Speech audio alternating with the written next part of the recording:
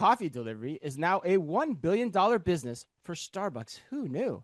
According to CNBC, Starbucks said last week that its annual delivery sales crossed the milestone in fiscal 2025, which ended on September 30th. In the company's fiscal fourth quarter, delivery sales climbed in almost 30% compared with the year ago period, executives said. 30%, and deliveries growing 30% at Starbucks. And I'm curious, does the fact that Starbucks now sells $1 billion of coffee a year via delivery change your thinking on Brian Nichol's turnaround strategy? No, I still think, if anything, this tells you need to automate the hell out of your business. You Yeah, need I think to you're right. you need to like shift gears from this like coffee shop experience and look at the potential growth on your hands here. Bring back the pickup only stores. Don't even put a storefront in front of them. They could just be ghost kitchen coffee making operations where everything's automated so that you can get things to customers quickly. And that's because they know they're going to get exactly what they want every single time they order Starbucks, not just for coffee, but also food. They said 40% of these orders are including food because you have to help people justify those delivery costs. And Yep. I think what this is showing me is that it already is being delivered accurately and in good condition. Like the coffee's still hot. So how do Yep. you keep that engine going? And that to me is what I would be focused on if I was Brian Nichol and team at Starbucks. But what about you? I mean, does this change? You're pro coffee shop. What do you think this has? What impact do you think this has? I am, but I am, but I think I'm changing. I'm coming to your side a little bit more. I think there's some nuance to the argument though, but like I think this is the bullet in the chamber for your argument for what you've long espoused on this show.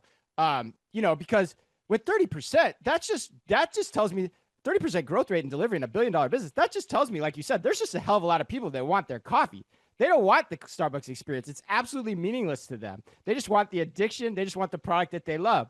So I think you're right. You got to go the way of like dark cafes and figure out a way to push orders through them. The other point I hadn't thought about until you just mentioned it too is like, yeah, you tried the mobile pickup only stores and things like that, but like you didn't market them. Like, like how did you bring those to market? How did you tell people about them? Because like for me, given the fact that now when I go to a Starbucks, I'm not only waiting in line for mobile pickup orders. There's people doing delivery orders too that are waiting to pick up their orders, and it's taking a lot of time. And so I'm standing in line for a really long time. And so with all that said, like tell me that there's a location where I can just go pick it up and hopefully it's faster.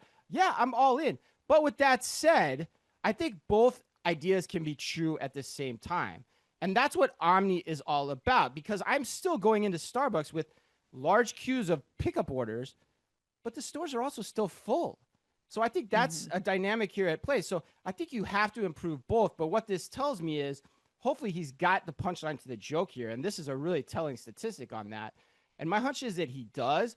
But the other point of this is I think it's going to take more time to figure this out and more investment to figure it out than just leaning in on the stores, the operations, keeping the employees happy, which I think is the right starting point.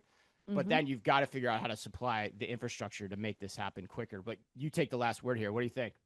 Yeah, I mean, I don't have much to add. I think they've got to figure out both operations if they are going to do it that way, but you have to be pressing the gas on the automation and on this keeping this delivery top of mind for people. Otherwise, people are going to sneak up and catch up to you on it, and that profit could slip quickly. So yes, Brian, get your coffee ghost kitchens up and running. We're ready. We're ready for them. Yeah, we are.